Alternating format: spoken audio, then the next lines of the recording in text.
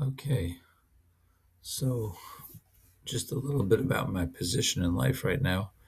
I'm not a Rebbe in a school, so I'm feeling kind of like I need to teach again. It's been a long time. I am currently writing a few fiction books, finalizing the editing on three different books, um, which you should look forward to in the future, Be'ezras Hashem, of Remy the Giant. And then the next one that'll come out, I think, is going to be called Painting a New Picture, Story of Penny's Journey. But I'm missing the regular aspect of teaching. So I'm going to do something a little bit different here. And I'm going to kind of learn a part of the daily Torah reading. And I'm just going to kind of learn it out loud together with you and try to connect it somehow to my life. So there's really nothing here that is predictable besides for that I'll, cover how to translate things and, I'll put out some questions and maybe I'll end only with questions. Maybe it'll bring out something deep within my heart. Who knows? But I'm learning with you here. Okay. Vayelech Bilam im Balak. And Bilam went with Balak. So basically, at this point in the story of Chumash, Bilam, who was a extremely spiritual individual, who was known to have the power of cursing people. So he had the power to curse. To such an extent, actually, that he considered himself to be worth as much as Balak, the king of Moab.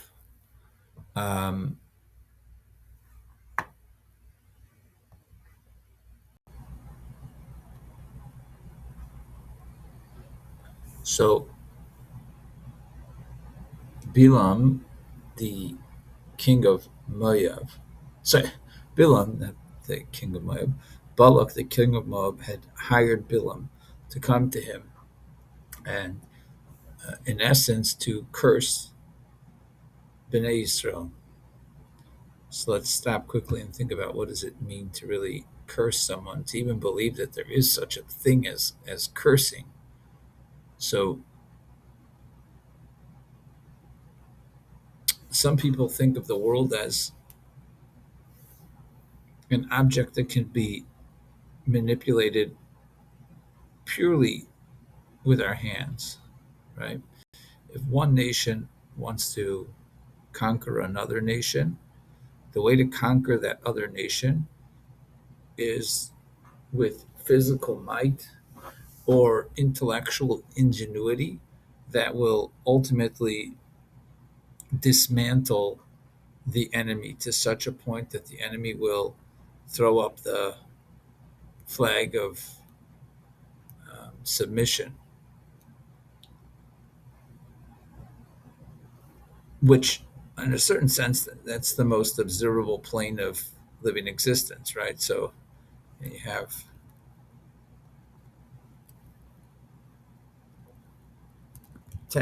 physically defeating an enemy. Okay. Now, this is the tactic that most of the human world utilizes, right?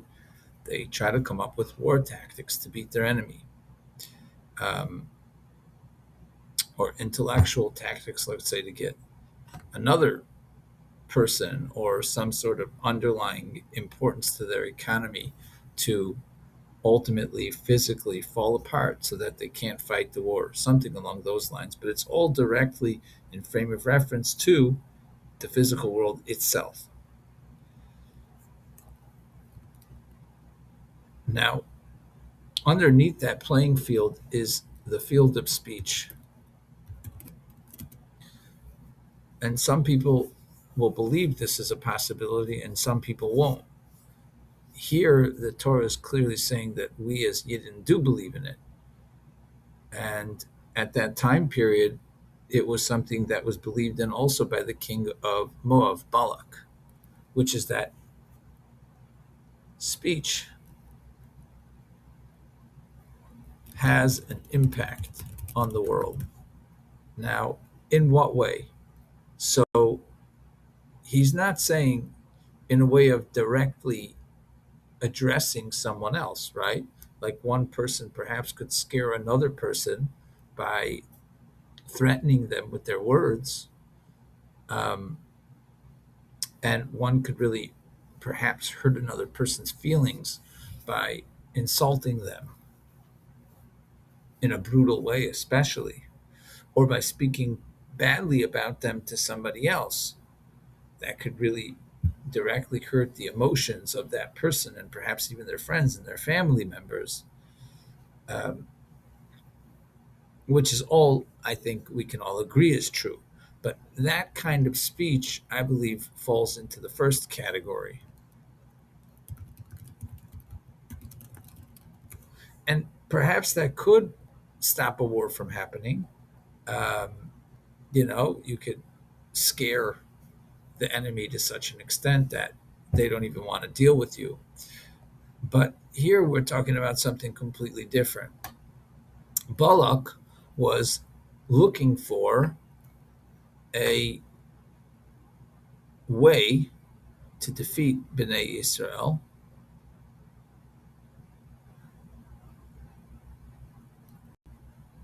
when they were seemingly completely undefeatable. Okay? Let's just pretend like that's like his headscarf. I'm guessing they used to wear headscarves back then. And so this will be Balak, the king.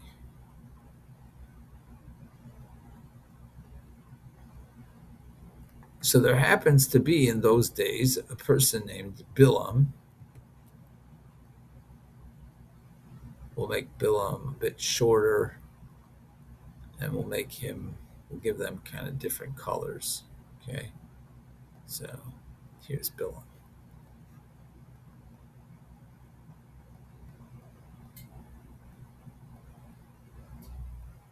That's normally the way people spell his name. Sometimes people spell Balak with an A, but it doesn't really matter in this case. Balak is thinking about the past. He's heard all about the wars.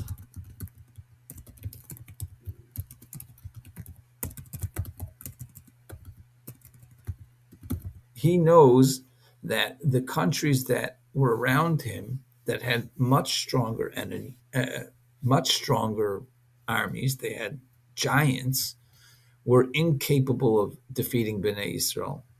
So he understands that physically he doesn't have any chance to win this war. He doesn't want his land to be trampled upon. He also doesn't want to submit before the war happens. It's halacha, if I'm remembering correctly, that Bnei Yisrael always offered up the opportunity to not fight the war as they were coming through one land after the next. We're not a nation of violence unless if the violence is absolutely necessary. I think that lives on today. So Balak understands that one, I want to fight. I want to win the war with them. I don't want to avoid the conflict and give in. At the same time, I can't win the physical war with Bnei Yisrael. So, with this, physically defeating the enemy completely and totally out of the realm of potential in Balak's mind, he needed to go and to find someone that might be able to defeat Bnei Yisrael with the same tool that Bnei Yisrael uses, the power of speech, to higher forces, which have an impact on the creation of the world, specifically to God. I guess that Balak, although Balak, I believe, if I remember correctly, did have some sort of spiritual capabilities, he didn't consider himself so strong. Bilam, on the other hand, apparently had been called for many times to change, let's say, what is the predictable natural outcome of the world when people came to him. People could come to him and he would be able to go alone, utilizing whatever, I guess, black magic, impure forces that he was connected to speak to, or perhaps not to speak to, but to connect to higher powers and request that bad happens to them. It's an ugly thing to do, to utilize your mental and your thought and speech faculties to curse somebody. Nevertheless, that's what Bilam was known to do, and there was some sort of historical frame of reference for people to go to Bilam. He was known for this. As a matter of fact, the Torah treats Bilam as an extremely high prophet to the likes of Moshe Rabbeinu. So that is what Balak is sending for Bilam to do. And now they've met with each other. And Bilam is now walking with Balak to the first location that Balak, the king of Moab, wants for Bilam to give his try at cursing Bnei Yisroel. So again, here we're talking about now, you're all alone, right? Anyone could be all alone in the world. And to know, perhaps, from this, that your speech to God, or let's say your will and speech to God, can change, can impact God's decisions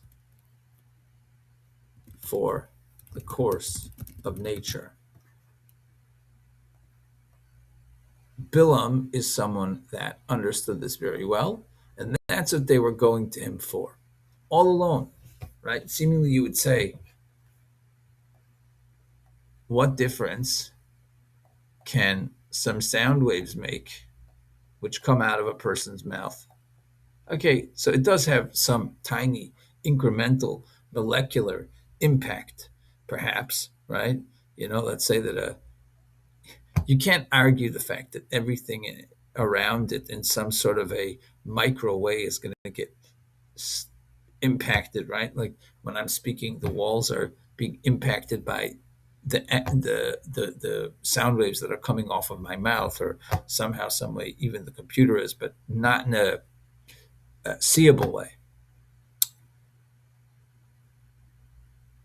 But if it takes bombs and guns and swords and physical force to defeat an enemy, this is a very, very small force, seemingly shouldn't be able to do anything physically. Yet, it reaches, so to speak, to the Godhead, right? It reaches to God.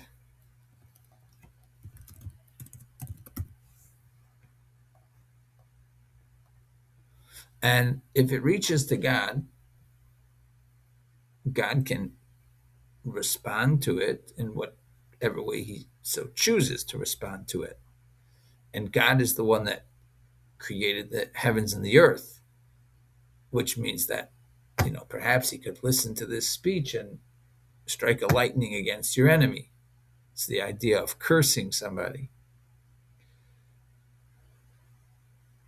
And that is a far greater force and strength than a sword or a gun But if you don't believe that there's a God that's listening to your will and your speech, then you're in the hands of your enemy. So Balak, I would guess, even at a certain sense of desperation, perhaps, he's thinking to himself, I have to believe, since I can't win this physically, I have to believe that there is a force that could win this for me. And his name is Bilam. What's interesting is, if you look at Bilam's name, you have the word Balaam, without a nation. He was a loner. And we're going to see that in a few lines from here, where after he offers his offerings in order to curse the Jewish people, it says, Vayelech Shafi, and he went away alone and quiet. He did everything kind of as a loner on his own. So he had some sort of a deep understanding of existence and reality, very similar to ours, as it says that what was the sword and the bow of Yaakov Avinu, and references over there to tefillah, praying to God. So we are a nation that actually very deeply believes in what Bilam did. We very deeply believe in that complete and total reliance on God, and that no situation is farfallen. No, I think I said that word right. It's just what's coming ahead. No situation is over, because Hashem can decide to do with the physical creations whatever he wants to decide to do. So, Vayelech Bilam im Balak, and Bilam went with Balak. V'yavei Kiryas Chutzais, and they came. Bo is come, and Yud and Vav makes it they, and the Vav in front flips the tense from future to past. And they came Kiryas Chutzais, to a village called Chutzais. So Chutzais, let's take a look over here. No, I didn't put that over here from Rashi. So they came to a village of Chutzais. So Chutzais could be referring to a village of, let's say, like town centers, roads, marketplaces, a busy place. So on this, Rashi says that Balak was attempting to grab at Bilam's rachamim for the people of his place. It was a place filled with people, children, and Balak wanted to arouse within Bilam a mercy for them, that Am Yisrael shouldn't come, the nation of Israel shouldn't come and destroy its inhabitants, humans. How should they?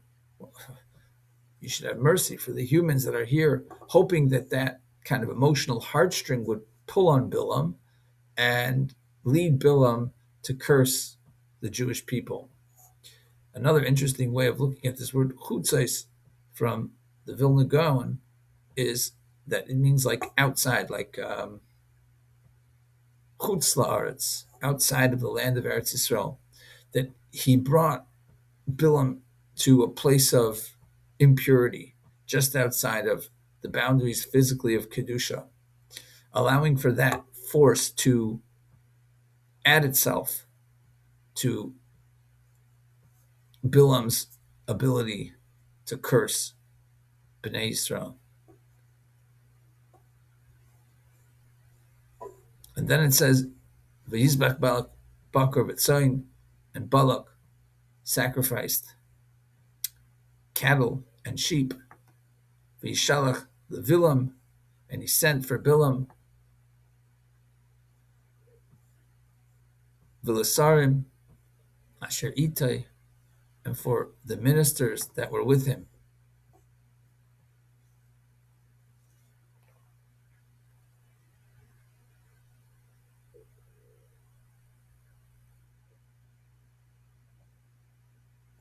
Vayhi ba'boiker, So we got actually that Balak is the one that is now sacrificing cattle and sheep, and he sends for Bilam and for the ministers that were with him.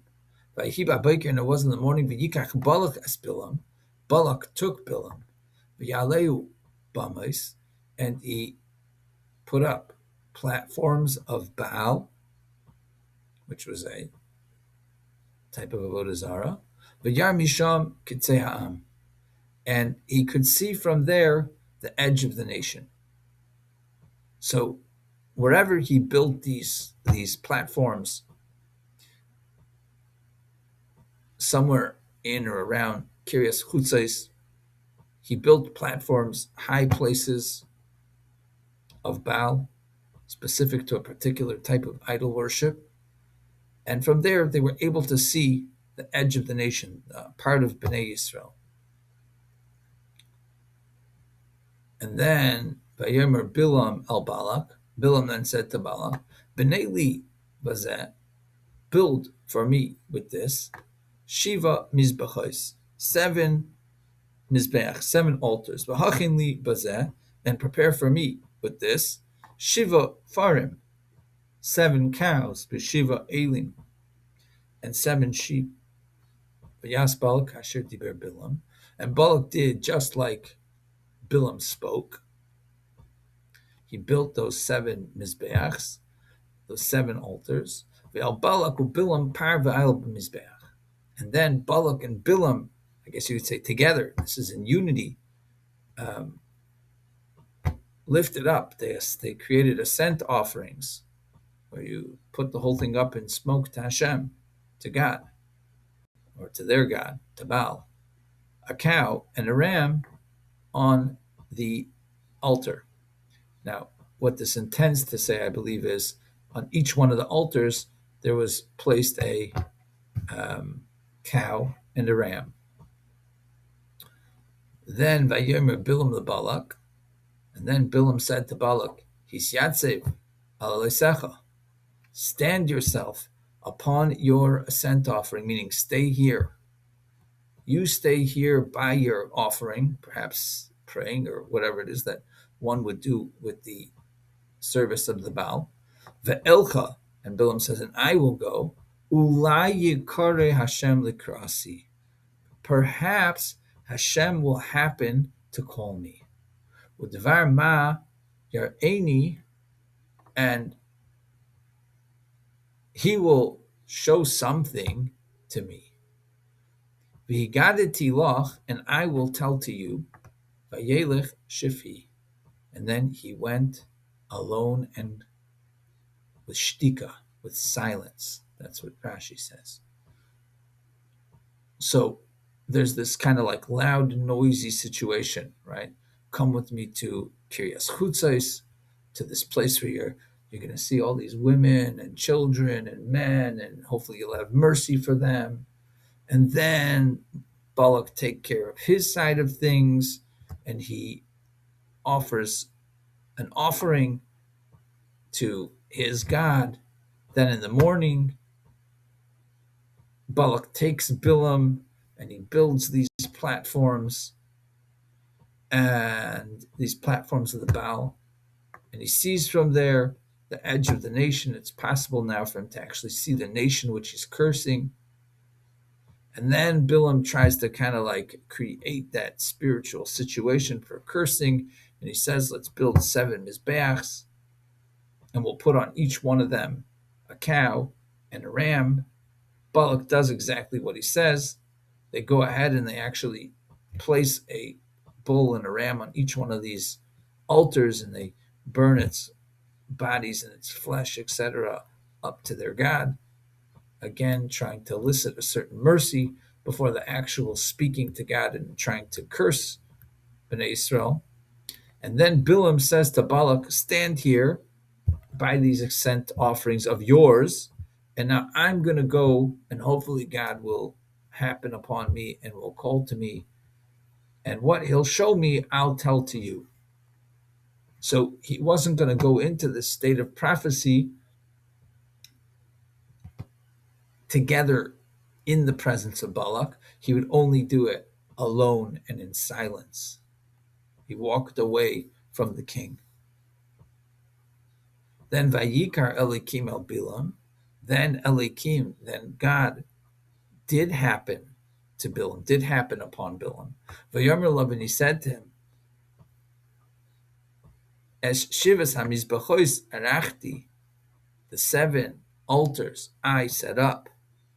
Va'al b'mizbeach, and I gave an ascent offering of the par and the ram on each altar. Then it says, I'm tell you the truth, I don't fully understand this when I'm just reading the words, literal translations. So this would be worth looking up, Mefarshim, but I'm not going to do that right this second. V'yasem Hashem devar b'fi Bilam, and then Hashem put a word in the mouth of Bilam, Vayomer, and he said, Shuv el Balak, v'koi tedaber, return to Balak, and such is what you should say. V'yashav elav, and he returned to him, v'hinei, nitzav alaleisei, and behold, he was still standing upon his ascent offerings. Hu v'chol sari Moav, he and all of the ministers of Moav. So what's interesting thematically in this parsha is that Bilam constantly tells Balak and tells his servants that I can't curse anything that God does not curse, which is what's going to come out here. He's going to say, how do you want me to curse something that I myself, that God isn't cursing? I can only do what Hashem says. Because when it comes to speech, the physical outlay of things is a particular way. Nature is kind of like in the progression that Hashem sets it into. Hashem's is the Baal, is the master. There's no other Baal than Hashem. And Bilam understands deeply, since he has this seemingly dialogue with Hashem, that my speech is very powerful. It's true. I can speak to God. I can ask for bad upon people. And I've seen that sometimes God responds to it. And what looks like going to be the course of nature is seemingly altered because of that speech. But Bilam understands deeply that whatever he says, if God doesn't say it, if God doesn't agree to it, it isn't happening. It doesn't matter how deep into mercy upon certain people a human might get. If those people are bad, they're bad. It doesn't matter how deep into tuma you fall, how deep into impurity you fall, and that you can harness those seemingly dark and evil forces. If God doesn't want those dark and evil forces to be able to do anything, they won't be able to do anything. So what should we learn from this, I think, is we should learn from Bilam our power, which our main power is our power of machshava and dibor, of thought and speech. That just like Bilam understood that he could communicate with God, that he had a relationship with God, and through that speech he could see God then manifesting his will in nature, that there was a relationship of our choices of what we say to Hashem, how we relate to Hashem, and how the natural world manifests. So obviously, all the more so for us who are trying to connect to goodness and holiness, we have to harness our speech and believe in our speech as something that we can speak to God, and God does answer us within nature, that whatever nature seems to appear like it's going to manifest as could manifest in the most wondrous and loving ways that show that Hashem is interacting with us in the physical world.